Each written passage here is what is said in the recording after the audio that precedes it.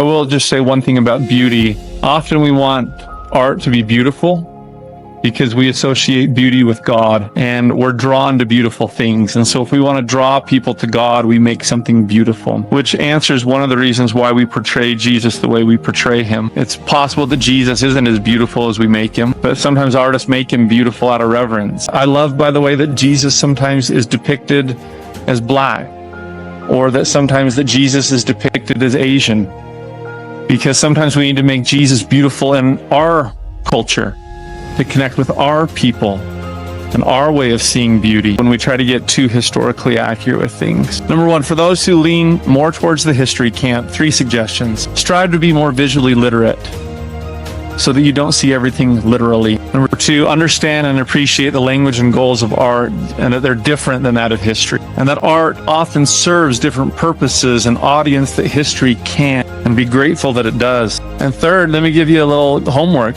Try to create a religious historical scene yourself. Pick up a paintbrush before we become too critical. Make some decisions, compose a scene. You'll develop a little bit more empathy and understanding for all the complex issues at play. For those that lean more towards the art camp, if you're like, yeah, I'd give it to those historians, Brother Sweat. Well, let's give it to ourselves as artists too, and I'm including myself in this. Number 1, realize that your images have historical, doctrinal, cultural implications. Take responsibility for that. Remember that we are all historians and religious educators, whether we like it or not. Number 2, study history.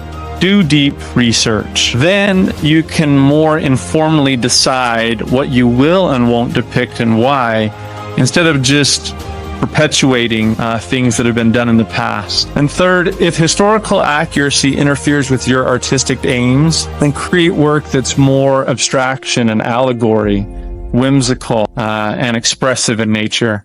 Move away from historic, realistic representation.